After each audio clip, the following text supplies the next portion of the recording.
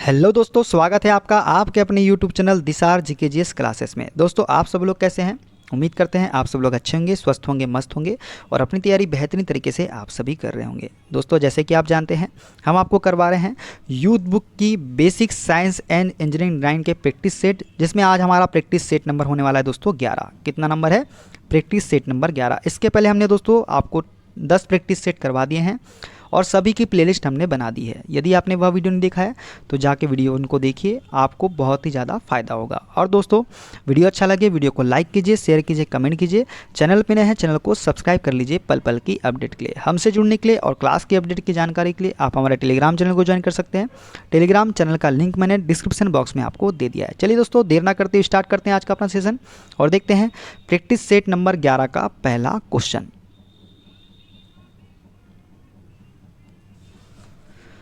रेडियोधर्मिता की एसआई इकाई क्या है? दोस्तों, रेडियोधर्मिता की एसआई इकाई जो होती है ये होती है बेकुरल। क्या होती है? बेकुरल जो है रेडियोधर्मिता की एसआई इकाई है। बात करते हैं एक्स्ट्रा फैक्ट के बारे में दोस्तों।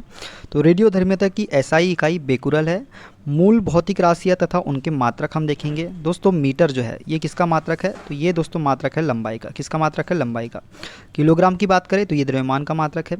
सेकंड की बात करें तो समय का मात्रक है। एम्पेयर की बात करें तो विद्युत धारा का मात्रक है। केल्विन की बात करें तो ताप का मात्रक होता है। मोल की बात करें तो पदार्थ की मात्रा का मात्रक क्या है? मोल है। कैंडेला की बात करें तो ज्योति तीव्रता का मात्रक क्या है? कैंडेला है। देखते हैं अगला क्वेश्चन। खालिस्तान के कणों की गतिज ऊर्जा अधिकतम होती है। तो दोस्तों, गैस के कणों की गतिज ऊर्जा क्या होती है? अधिकतम होती है। सबसे कम किसकी होती है? तो ठोस की होती है। ठीक है, देखते हैं एक्स्ट्रा फैक्ट के बारे में दोस्तों। तो किसी वस्तु में गति के कारण उत्पन्न ऊर्जा को वस्तु की गतिज ऊर्जा कहा जाता है। किसी गतिशील वस्तु की गतिज ऊर्जा उस वस्तु द्वारा विराम अवस्था में आने तक किए गए कार्य के रूप में व्यक्त की जा सकती है। गैसों के कणों की गतिज ऊर्जा अधिकतम होती है क्योंकि गैस के कण ठोस व द्रव के कणों की अपेक्षा अधिक गतिशील होते हैं और ठोस के कणों की गतिज ऊर्जा क्या होती है? न्यूनतम होती है। देखते हैं अगला क्वेश्चन। निम्न में से कौन अधिक काम कर सकता है? तो दोस्तों, एक बंदूक की चलती हुई गोली जो है ये अधिक काम कर सकती है। बात करते हैं एक्स्ट्रा फैक्ट के बारे में दोस्तों। तो किसी भी वस्तु को कार्य करने के लिए बल और बल की दिशा में विस्थापित दूरी की आवश्यकता होती है। विकल्प बी में न्यूटन के गति का तीसरा नियम क्रिया प्रतिक्रिया नियम लागू होता है, जो बंदूक की निकली गोली को अधिक दूर तक विस्थापित करता है। अतः बंदूक से निकली गोली अधिक कार्य कर सकती है। देखते हैं अगला क्वेश्चन। सौर ऊर्जा संग्राहकों में खालिस्तान अधिकतम दक्षता प्राप्त होती है। दोस्तों, सौर ऊर्जा संग्राहकों में पैराबोलिक डिस्क कलेक्टर में अधिकतम दक्षता प्राप्त होती है। किस में प्राप्त होती है? पैराबोलिक डिस्क कलेक्टर में अधिकतम दक्षता प्राप्त होती है सौर ऊर्जा संग्राहकों में। ठीक है, देखते हैं अगला क्वेश्चन। किसी वृत्त को दो भागों में विभाजित करने वाली सरल रेखा जो वृत्त के केंद्र से होकर न गुजरे कहलाती है। दोस्तों, किसी वृत्त को दो भागों में विभाजित करने वाली सरल रेखा जो वृत्त के केंद्र से होकर ना गुजरे, ये दोस्तों एक वृत्त है, इसके केंद्र से ना होकर गुजरे मतलब यहाँ से होकर गुजर रही होगी दो बिंदु को। किसी वृत्त को दो भागों में विभाजित करने वाली सरल रेखा जो वृत्त के केंद्र से होकर ना गुजरे, ये क्या कहलाती है? ये कहलाती है छेदिका। क्या कहलाती है? छेदिका कहलाती है। ठीक है, ठीक है, देखते हैं अगला क्वेश्चन। SP 46 2003 के अनुसार ड्राइंग में खींची जाने वाली विमांकन रेखा होती है। तो दोस्तों, SP 46 2003 के अनुसार ड्राइंग में खींची जाने वाली विमांकन रेखा जो होती है ये होती है निरंतर पतली रेखा। क्या होती है? निरंतर पतली रेखा होती है SP 46 2003 के अनुसार ड्राइंग में खींची जाने वाली विमांकन रेखा। बात करें एक्स्ट्रा फैक्ट के बारे में दोस्तों। तो विमा रेखा किसी वस्तु की विमा को प्रदर्शित करती है। ये रेखाएं निरंतर सतत पतली रेखाएं होती है जिनकी मोटाई 0.4 mm के लगभग रखी जाती है। कितनी रखी जाती है? 0.4 mm के लगभग रखी जाती है विमा रेखाओं की मोटाई। चित्र में प्रदर्शित BIS प्रतीक किस उपकरण का है? तो दोस्तों, ये जो उपकरण है ये किसका प्रतीक है? तो दोस्तों, ये प्रतीक है डिस्टिकारी के साथ चालित कुंडली यंत्र का प्रतीक है। कौन सा? ये जो प्रतीक आप देख रहे हैं। ठीक है, देखते हैं अगला क्वेश्चन। चलित कुंडली यंत्र का प्रतीक दोस्तों ये होता है दो पद कुंजी का प्रतीक ये वाला होता है। जनरेटर का प्रतीक की बात करें तो ये क्या है? जनरेटर का प्रतीक है। देखते हैं अगला क्वेश्चन। पोर्सलिन पत्थर के पात्र, मार्बल आदि को सूचित करने के लिए संकेत की किस विधि का प्रयोग करते हैं? दोस्तों, पोर्सलिन पत्थर के पात्र, मार्बल आदि को सूचित करने के लिए संकेत की किस विधि का प्रयोग करते हैं? तो हम लोग करते हैं दोस्तों किसका? ऑप्शन नंबर बी का प्रयोग करते हैं। पोर्सलिन पत्थर के पात्र, मार्बल आदि को सूचित करने के लिए। ठीक है, देखते हैं एक्स्ट्रा फैक्ट के बारे में दोस्तों। तो पोर्सलिन पत्थर के पात्र, मार्बल के लिए हम इसका उपयोग करते हैं। कांच की बात करें तो कांच का प्रतीक क्या है? ये वाला है। देखते हैं अगला क्वेश्चन। निम्नलिखित में से कौन सी विद्युत चुंबकीय तरंगे है? दोस्तों विद्युत चुंबकीय तरंगे जो होती है ये होती क्या? एक्स किरणें। एक्स किरणें कौन सी तरंगे है? विद्युत चुंबकीय तरंगे है। बात करते हैं एक्स्ट्रा फैक्ट के बारे में दोस्तों। वे तरंगे जिनके संचरण के लिए किसी माध्यम की आवश्यकता नहीं होती, अर्थात जो तरंगे निर्वात में भी संचरित हो सकती है, उन्हें हम क्या बोलते हैं? विद्युत चुंबकीय या अयांत्रिक तरंग कहते हैं। सभी विद्युत चुंबकीय तरंगे एक ही चाल से चलती है जो प्रकाश की चाल के बराबर होती है। प्रकाश की चाल और विद्युत चुंबकीय तरंग की चाल क्या होती है? बराबर होती है। गामा किरणें, एक्स किरणें, पराबैंगनी किरणें, दृश्य विकिरण, अवरक्त विकिरण, सूक्ष्म तरंगे, दीर्घ रेडियो तरंगे आदि कौन सी तरंगे हैं? विद्युत चुंबकीय तरंगे हैं। इनकी तरंग दैर्ध्य परिसर 10 की पावर -14 मीटर से लेकर 10 की पावर 4 मीटर तक होती है। एक्स किरणों का तरंग दैर्ध्य 10 की पावर -10 मीटर से 10 की पावर -8 मीटर तक होती है। इसका प्रयोग चिकित्सा तथा औद्योगिक क्षेत्र में किया जाता है। देखते हैं अगला क्वेश्चन। IS इंडियन स्टैंडर्ड 962/1967 के अनुसार आरेखन सीट का आकार 841/1190 mm किसका है? तो दोस्तों ये किसका है? A0 का। किसका है? A0 का है ये आकार। देखते हैं सभी के आकार के बारे में दोस्तों। तो A0 का हमको याद रखना है 841 × 1190। अब क्या करना है दोस्तों? 841 तो यहाँ पे आ जाएगा, 1190 का आधा कितना होता है? 594.5, तो हम ले लेंगे कितना? 594। उसी प्रकार से ये हमारा यहाँ पे आ जाएगा 841 का आधा कितना होता है? 420। उसी प्रकार 420 यहाँ आ जाएगा, 594 का आएगा 297। इसी प्रकार से हमको सभी को याद रखना है। हमको सिर्फ एक याद रखना है दोस्तों, 841 × 1190। ठीक है, देखते हैं अगला क्वेश्चन। नंदन कानन प्राणी उद्यान खालिस्तान में स्थित है। दोस्तों नंदन कानन प्राणी उद्यान जो है ये उड़ीसा में स्थित है। कहाँ स्थित है? उड़ीसा में। नंदन कानन प्राणी उद्यान भारत के राज्य उड़ीसा में स्थित है। यह उद्यान 437 हेक्टेयर में फैला हुआ है। इसकी स्थापना वर्ष 1960 में हुई थी। यह उद्यान मुख्य रूप से सफ़ेद बाघों के लिए विख्यात है। भारत के अन्य राज्यों के प्रमुख प्राणी उद्यान कौन कौन से हैं?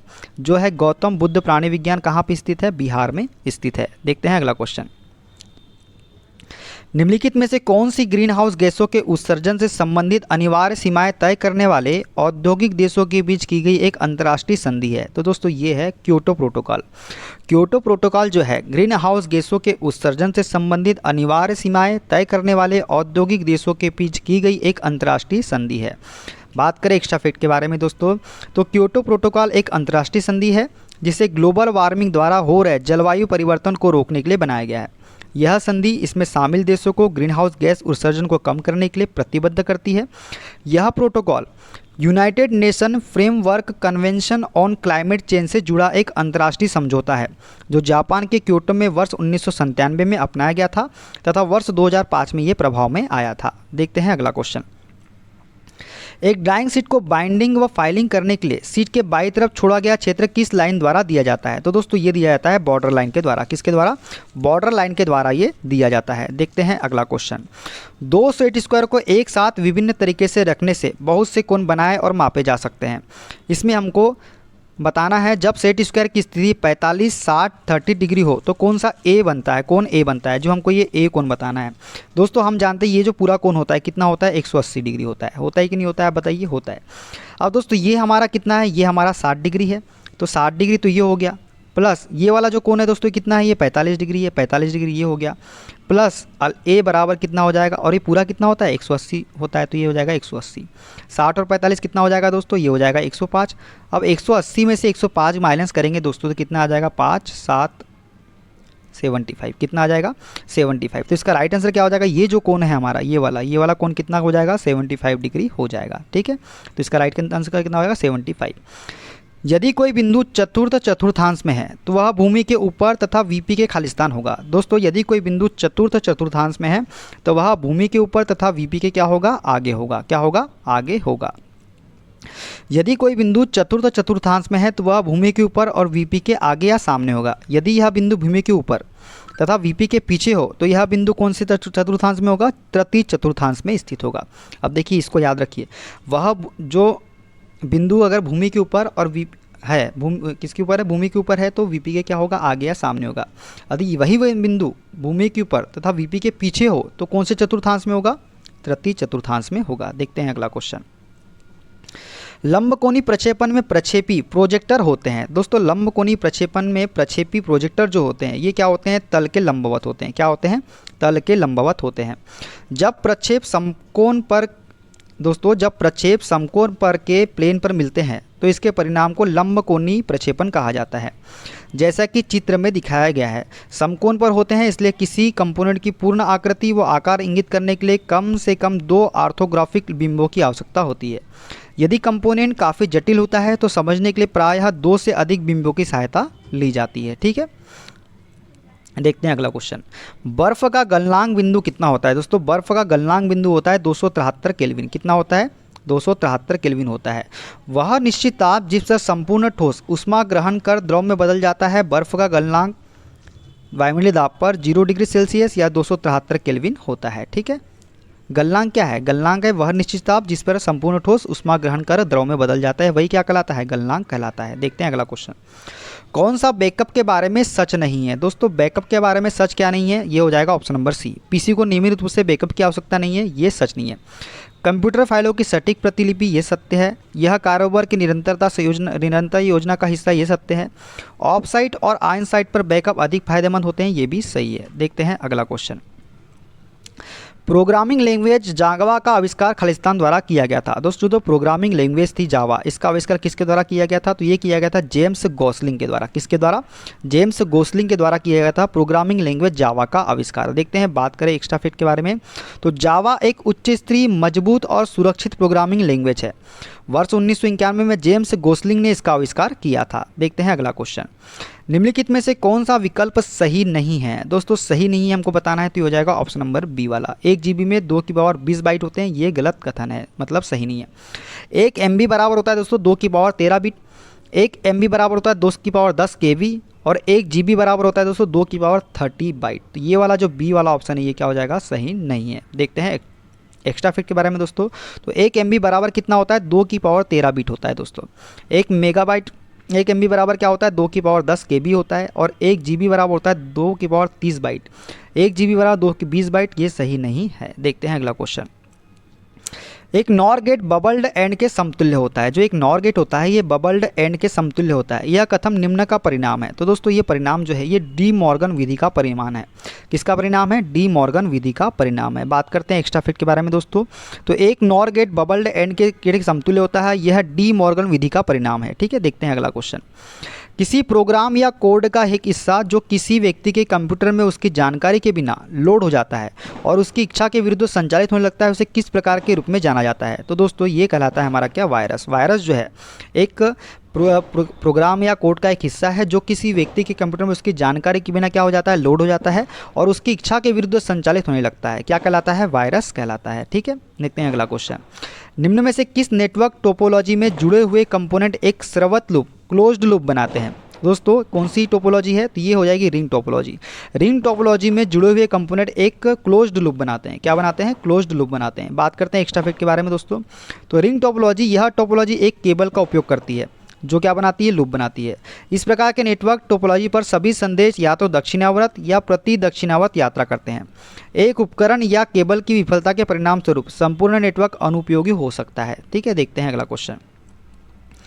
जंगलों के संरक्षण और नए पेड़ों के रोपण हेतु लोगों में जागरूकता पैदा करने के लिए वर्ष 1950 में खालिस्तान द्वारा वन महोत्सव की शुरुआत की गई थी। दोस्तों 1950 में वन महोत्सव की शुरुआत की गई थी। कब की गई थी? 1950 में। किसके द्वारा शुरू की गई थी? ये की गई थी KM मुंशी के द्वारा। किसके द्वारा? KM मुंशी के द्वारा जंगलों के संरक्षण और नए पेड़ों के रोपण हेतु ये कब कौन सी शुरुआत की गई थी? वन महोत्सव की शुरुआत की गई थी 1950 में। बात करते हैं एक्स्ट्रा फैक्ट के बारे में दोस्तों।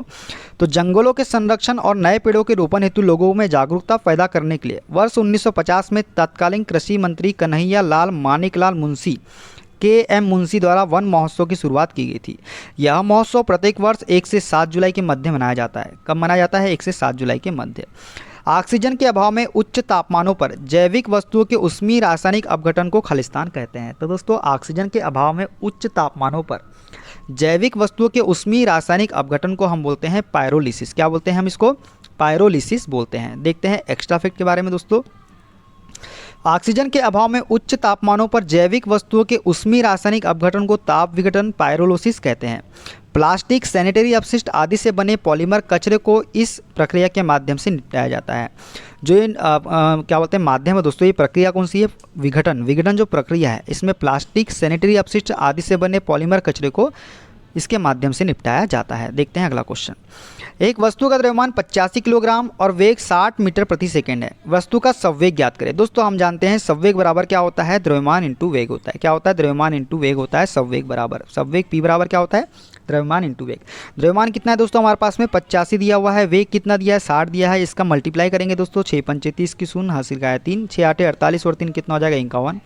तो ये हो जाएगा दोस्तों 5100 किलोग्राम मीटर प्रति सेकंड। क्या हो जाएगा, 5100 किलोग्राम मीटर प्रति सेकंड, ये हो जाएगा राइट आंसर। देखते हैं अगला क्वेश्चन। केल्विन पैमाने का मानक कक्षीय तापमान कितना होता है। दोस्तों केल्विन पैमाने का मानक कक्षीय तापमान जो होता है ये होता है 273 केल्विन। कितना होता है, 273 केल्विन होता है। वैज्ञानिक कार्य के लिए कमरे का तापमान लगभग 20 से 25 डिग्री सेल्सियस या 98.4 फ़ारेनहाइट या 273 केल्विन होता है। अतः केल्विन पैमाने का मानक कक्षीय तापमान जो होता है 273 केल्विन होता है। देखते हैं अगला क्वेश्चन। पदार्थ की खालिस्तान पदार्थ की वास्तविक गति द्वारा उष्मा स्थानांतरण की एक प्रणाली है। दोस्तों पदार्थ की वास्तविक गति द्वारा उष्मा स्थानांतरण की एक प्रणाली होती है संवहन, कन्वेक्शन। कन्वेक्शन जो है पदार्थ की वास्तविक गति द्वारा उष्मा स्थानांतरण की एक प्रणाली है। ठीक है, देखते हैं अगला क्वेश्चन।